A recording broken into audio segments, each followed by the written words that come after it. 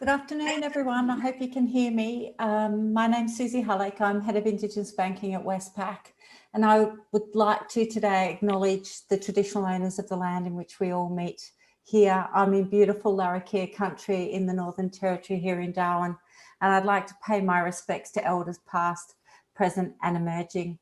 And I'd also like to acknowledge all of you and anyone who identifies as Aboriginal or Torres Strait Islander on the webinar today, and welcome you all. It's so great to be here today. I'm so excited to be part of this Westpac Ruby and PepTalkHer monthly webinar series. I never lose the energy to drive to support the growth and empowerment of women, and in my role specifically, Indigenous women in business. So I'm super excited to be here. For some of you who are new, Ruby Connections is Westpac's online community for women, the first of its kind to be set up by an Australian bank, which we're very proud of. It's a central platform where like-minded women come together and forge really lovely connections, become more financially confident and empowered about what they can achieve for their future. Whether you're starting their financial journey, part of an established family, actively investing, or winding down to retirement, Ruby is an empowering place. So I encourage you all to reach out. We're particularly excited about today's session. I certainly am, with Liandra, Alisha and Narelda. And I know there'll be, many takeaways for you all and for me as well. And we continue to share amongst our networks, friends and women alike, to help us all strive for gender equality and boosting the financial confidence of all women. Thank you so much for having me, and enjoy the webinar and the series and the conversation. And I'm going to hand over to Narelda now. Welcome, everyone. Susie, thank you so much. What a fantastic introduction. Thank you so much to Ruby. What a wonderful way of connecting women around the country. And it's just my absolute pleasure to be with you this morning. And I also pay my respects to the Gadigal traditional owners on which the land I am meeting today in the Eora Nation, and just I ask you to spare a thought for your traditional owners wherever you are around the country, and just to pay your respects, and we do that, Susie, to get the blessing of the event that we're having, so that we can leave enriched, as you say, and have learnt something wonderful about the women that we're going to hear from. So let's get stuck into it, shall we? I'm going to introduce you to our two panelists for the day. Alisha Jayne is from Faebella Activewear label. Plus there's so much more to Alisha, and I can't wait for you to meet Alisha. Alisha, are you there? Yes. Hi, good morning, everyone. Happy to have you here. Whereabouts are you dialing in from, Alisha? So I'm based in Brisbane at the moment. Okay, and what's your country? Well, on my dad's side, it's a Grang people from where the rainforest meets the sea. And on my mother's side, we are Withathi clan and Daybao clan, Daybao from the Torres Strait Islands. So I'm both Aboriginal and Torres Strait Islander. Fantastic. Well, I can't wait to hear all about your business adventures, of which there are many. So I can't wait to get into that. But let's meet our other panelists as well. Liandra Gaykamangu. Liandra, are you out there? Yes. Hello. Lovely to be here virtually and meet you guys. I'm really excited to be on the panel with Alisha. I've seen your brand around, so it's cool to be up here in, I don't know, no man's land in yeah. talking. Now, Liandra, you have your own swimwear label. Can you describe where you are at the moment? Yeah, so I run my swimwear label, Liandra Swim, I've recently moved back home, so I'm a younger woman, and my family are from Northeast Arnhem Land, so I run Liandra Swim from my little island home, Milingimbi, which is just off the coast of Arnhem Land in the Northern Territory. How big is the island? Not very big, but there's about 1,200 people here, and I reckon 900 of those people are like my relatives, like close relatives. Oh, wow. So it's really it's a great place. I'm a mum of 3, so it's such a great place to be able to come home, be with culture, family. My kids can run around. So yeah, it's good. I love being back home. Oh, it actually sounds idyllic. Can you just describe like through the eyes of a child, what is it actually like? What happens there just on a normal day? Yeah, okay. So Monday to Friday, school is supposed to be, happening 8:30 to 2:30, but pretty much, we go out hunting on the mud flats, and yeah, go hunting, fishing, go into the bush. Last weekend, we were, in the bush, just doing some stuff, getting some coils from the termite mounds because it was like crazy midge and mosquito season with the full moon like a week or two ago. And I was like, okay, I need to do something. So yeah, we were in the bush. Every weekend is pretty easygoing, and it's good. It's a good place to be able to unwind because internet isn't always the best. So wow. You can easily disconnect. So all of those activities, a lot of people spend a lot of time in their swimwear, I would imagine, on the island. Well, it's kind of funny. So, I mean, we're pretty conservative. So I don't actually, it's really funny. I don't actually wear, unless I'm with my, my sisters and my girls, I wouldn't go swimming in my swimwear. Otherwise, I'll probably get into a little bit of trouble from my brothers. But when it's just us girls and we're in a quiet spot, maybe if we've gone across to one of the other islands, there's a beautiful little beach over there. Yes, there's crocodiles, but I don't know, we still swim.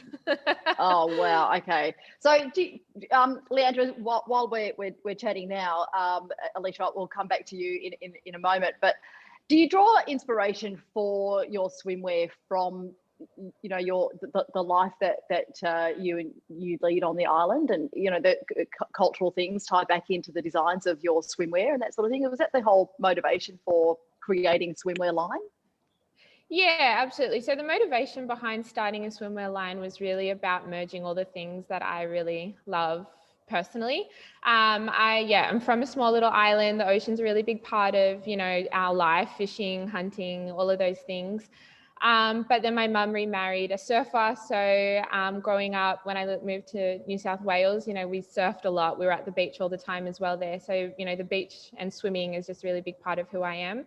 And of course, I wanted to be able to celebrate my Aboriginal culture and merge those two worlds, I guess, together, and use fashion to, share stories, which is a really cool thing about, fashion. You can really use it to do that.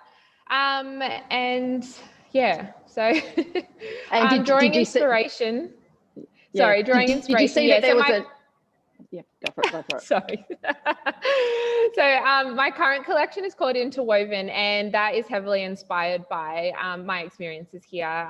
It's based heavily around the pandanus plant, which is used for weaving, and it's called Interwoven, so it's a bit of a play on words, as well as it highlights the story of weaving and using the pandanus plant, as well as using the pandanus for a metaphor for, it's a really strong and versatile plant. It bears fruit. It can be changed into so many different things, and I think it's a really great metaphor for how versatile and strong women are as well.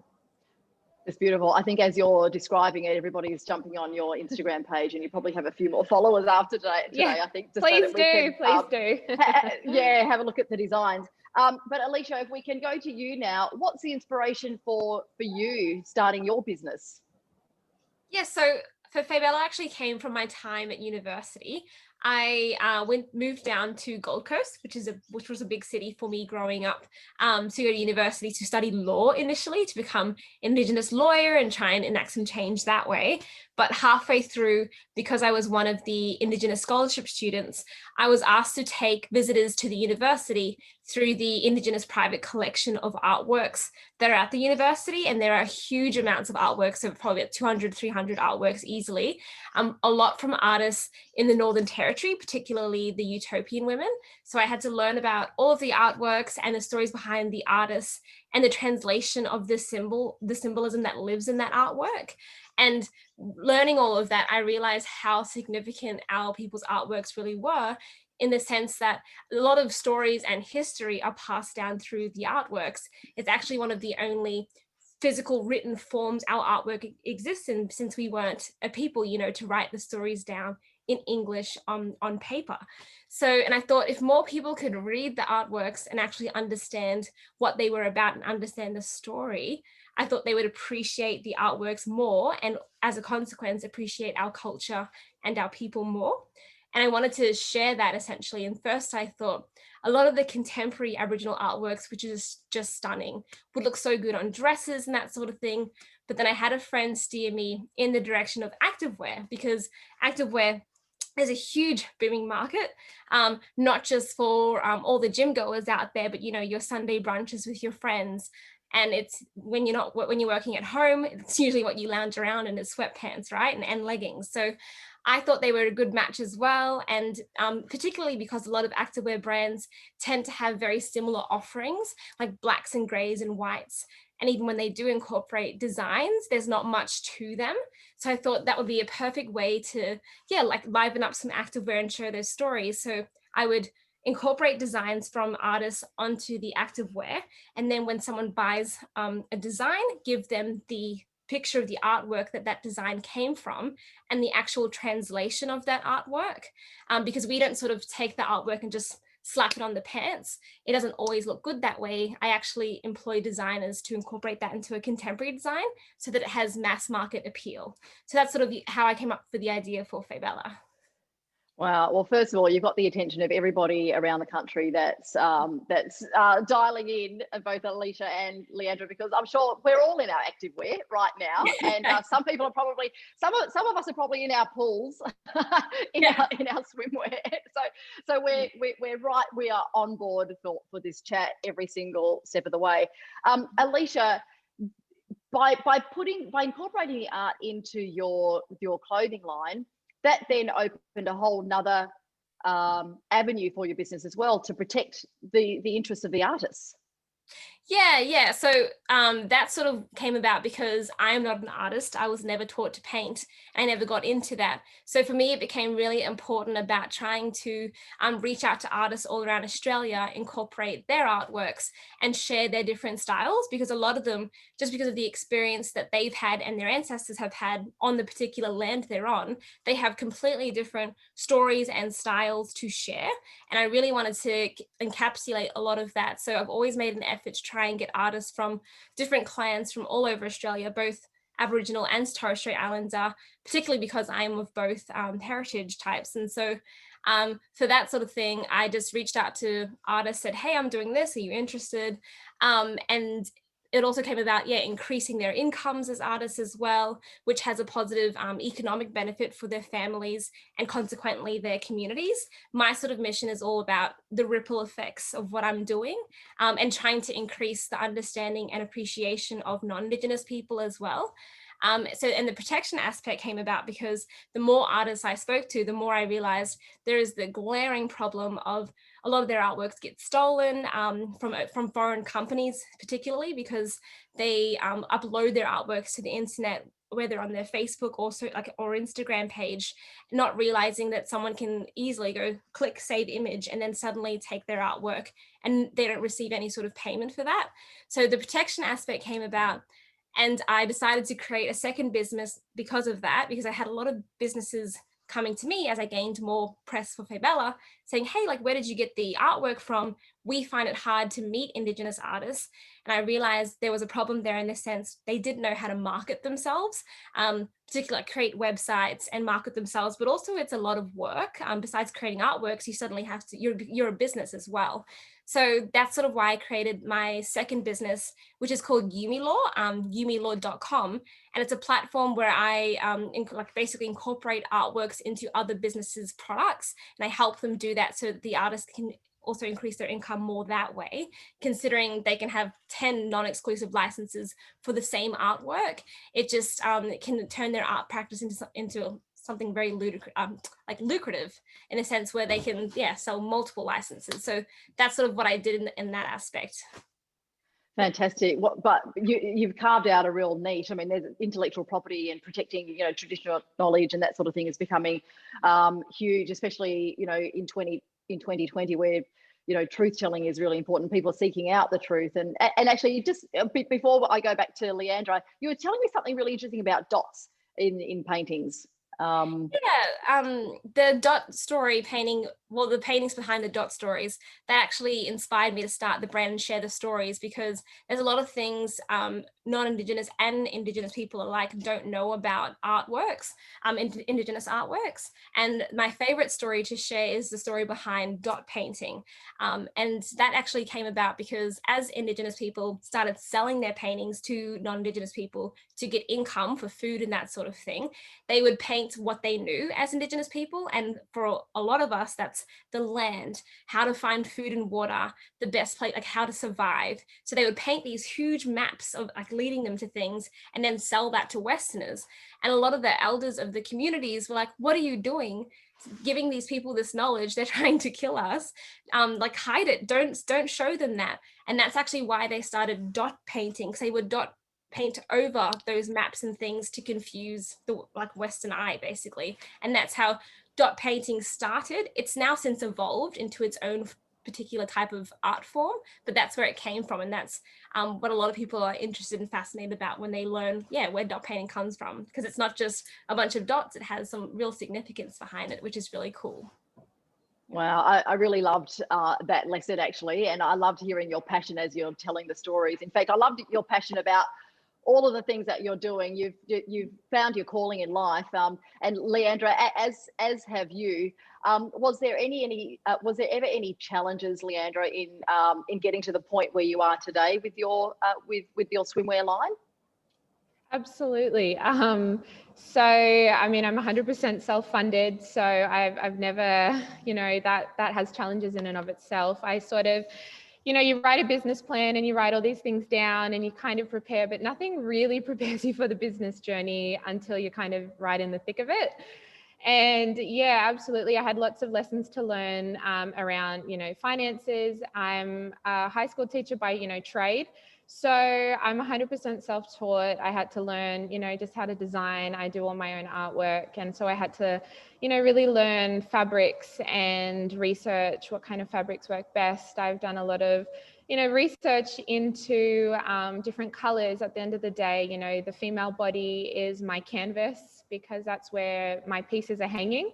So I really take a lot of time in considering, what colors are going to work best on different shades. And yeah, so it's been a long journey and there's been many challenges. I think one of the biggest ones was just making sure or learning how to be confident and saying no. So I got to a point where I was like saying yes to all these things, or a few things that, in hindsight, I wasn't ready for. It was taking probably advantage of me. I spent money in places I shouldn't have. And yeah, but it's a learning journey. I'd never run a business before. So a lot of sort of those mistakes, I guess I learned in the first 12 months, particularly, have really just Did you have a mentor? Not for that first 12 months. I mean, kind of, but I didn't really look. So I think I'm really lucky in the sense that, my mom had run a successful business. So I had sort of seen a little bit, but I didn't know what sort of the hard work goes into running a business really. And I don't think you really appreciate it as much when you're sort of watching, especially as a child, as when you're in the thick of it. So yeah, and I did have my parents there to ask questions, but at the same time, I'm a little bit stubborn. So it was a little bit, mum and I butt heads a little bit. So she would say something and I'd be like, oh, I don't want to do that. So, that was a lesson in and of itself. So yeah, it was all a learning journey. I've just got one question coming in. How did you gain the confidence to take the plunge and start your own business, especially if you're self-funded and, you didn't have anyone to answer to? Like, is that good? No. To have the confidence to start it in the first place? Yeah, look, I was a little bit shy about it. And to go back, like in terms of a mentor, I really sort of said to myself, if I want this to work, I need to be able to surround myself with people that are going to be able to help and just help in terms of advice. So I spent really a good probably the first 2 years. So I'm 3 years in now. I spent the first 2 years of running a business really building a network. And it was really from that network that I understood, and I learned. And It was, you know, just meeting different people that I was able to have conversations with that just helped me to refine my practices, refine my vision, and yeah, really grow the confidence. And look, to be honest, my partner's been a really big push for me. When I was feeling nervous about things, he was always sort of in my corner from the very beginning, saying, cool, okay, how are we going to make this happen? Okay, like, what are you doing? Like, you haven't, you know, done anything. You need to, why haven't you done, you know, you haven't posted for a little while. You haven't done X, Y, Z. Like, he's really been a big help for me, I think, particularly in those early stages where you don't know what you're doing. Yeah, so go back to those early stages, because there would have been a time, or was there a time when you started to doubt or think, you know, it's not happening fast enough? You know, is there a time where you don't make any money at all and yet you're financing it yourself? And does the worry set in? Yeah, look, I'm kind of like a glass half full kind of person. So I was always kind of like, if I want it to be if I want it to be lasting, I need to make sure that I'm setting a really strong foundation. So I was always of the mindset that I need to make sure that I understand what it is to run a business. The creative side is the fun part for me. But it's only a really small part of what I do. You know, it's running the website, it's understanding the analytics, it's all that back end stuff, inventory, it's all that stuff that really is what I do. And so I needed to make sure that if I wanted to be here for the long term, I needed to understand that. So I really spent a good 12 months really growing those skills and really making sure I surrounded myself with people that would be able to help me, you know, gain that knowledge, or at least point me in the right direction. And that's what. And you're doing I that think, while like, you were teaching. Yeah, no, actually, I took some time off. So Liandra Swim really started because I went on maternity leave with my son, who is 3 now. And when I went on maternity leave with him, I decided that I wanted to, look, I love education. I'm a teacher, so I love learning. I love education. But for me, the classroom limited how I wanted to share, particularly about, you know, my culture and my people. So that was sort of where I started, and I thought, I'm going to start a business. And Wow. I guess I was a little naive in the beginning, but it was, yeah, the hard work's paid off. Excellent, Liandra. I love the journey that you're talking about, your journey as well. Alisha, we've just had a question come in. How do you balance 2 businesses? And also, if you could kind of weave into, did you have, you know, that same question about, you know, does the worry set in when you put so much of your own time and money and, you know, and your law degree as well? Is there a time when you start to question your journey? Yeah, I think, like, Liandra's touched on a really important point, which was looking at the glass half full. I'm a very optimistic person. So someone else might have looked at my situation and gone, are you crazy? Like, first of all, you're the first person in your family on both sides to go to university, like to finish university as well. You have no money. It's not like I could go to my family and be like, hey, just 10 grand and I'll get started. I'll pay you back Sunday. So you don't really have any of that, and you don't really have people that you can go and ask, like, hey, how do you set up a business? So that optimism really helps there in the start. And for me, because I started Faebella first, I got the idea 2016 in university, kind of switched tacks and realized I didn't want to be a lawyer. I wanted to make this business work. So I kind of switched tacks there, but I had to finish my degree because mum was all like, you're the first person to finish the degree, finish the damn degree. So I had to do that. And I had to turn down a few opportunities for the business because of that. But it was worth it. I was young anyway. So it's like, there's no rush, you know? So I finished the degree. And then I sort of entered into as many pitch competitions as I could for Faebella to try and raise money for it. So the first one I entered was a $5,000 pitch competition that a company ran who came into Bond Uni. I managed to win that to start with. And then I managed to win another pitch competition that the uni held for another $5,000. And that's sort of what I set off to start with. And then I started acquiring, like, manufacturing, paying artists to supply the artworks. And that's sort of how I got started. And then there came a time after university where it was like, okay, I need to either get a job for income or try and raise some money for Faebella. And at that point, I think I had my own glass ceiling in the sense where I had no idea how investing worked. I had all these, but like I entered this huge pitch competition at the end of my university career called Pitch at Palace, which was run by Prince Andrew. And I had so many people coming up to me and saying, hey, how much money do you want? I'll write you a check. I was like, I don't know what this is. So I had my own glass ceiling. I turned down so many investment opportunities, which was silly in hindsight. So I actually got a few jobs and worked part-time to create income while I worked on Faebella. But then I also got the idea for Yumi Law, considering I had those businesses coming to me, and I started basically becoming like the middleman for artists to help them license their artworks because they didn't like going through it alone. And then I thought, this is crazy. I need to build a platform. I need to like dump one of the businesses. It's getting pretty hectic. But then essentially I entered into an accelerator program, which is kind of like a startup course. So I entered that to try and to get some capital for Yumi Law, which I did, which is the licensing platform. And I sort of put Faebella on the back burner. I guess I had to, it was too hard to have both of them. So Faebella sort of stalled.